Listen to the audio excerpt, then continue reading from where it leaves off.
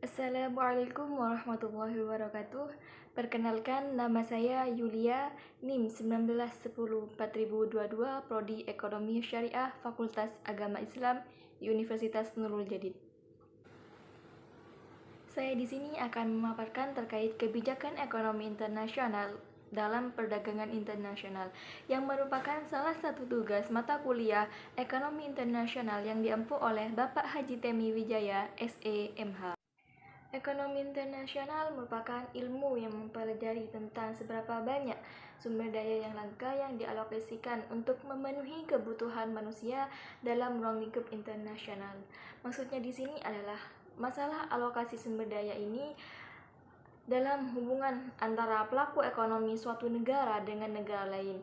Ekonomi internasional ini berusaha menjelaskan tentang bagaimana hubungan ekonomi suatu antar negara dengan negara lain yang dapat mempengaruhi alokasi sumber daya baik antar dua negara atau beberapa negara yang lain. Bentuk hubungan dalam kaitannya dengan ekonomi internasional ini meliputi perdagangan, investasi, pinjaman, bantuan, serta kerjasama internasional. Siapakah para pelaku yang mengadakan hubungan ekonomi internasional ini? Yakni meliputi pihak pemerintah, swasta, maupun organisasi internasional. Ekonomi internasional terdiri dari dua aspek, yakni aspek mikro dan aspek makro.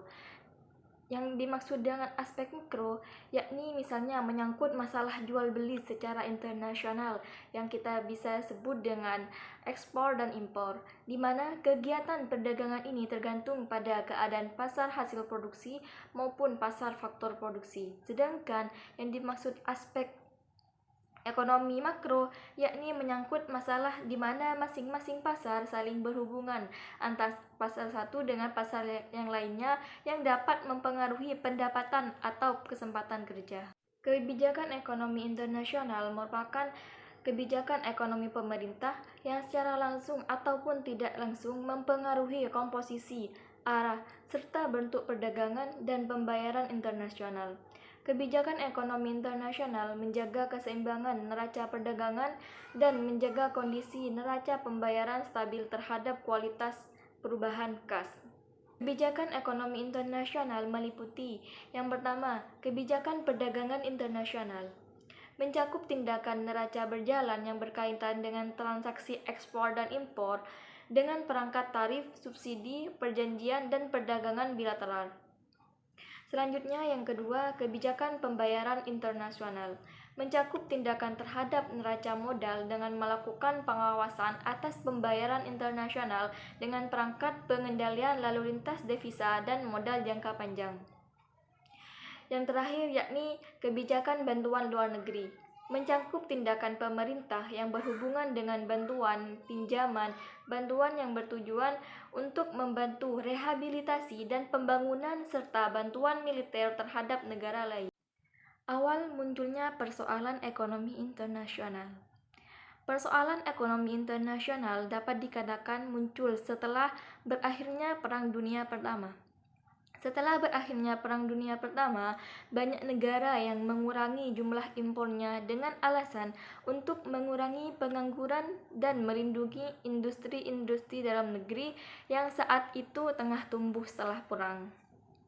Akibat pengurangan impor yang sedemikian kerasnya, maka volume perdagangan internasional semakin berkurang dibandingkan sebelum terjadinya Perang Besar.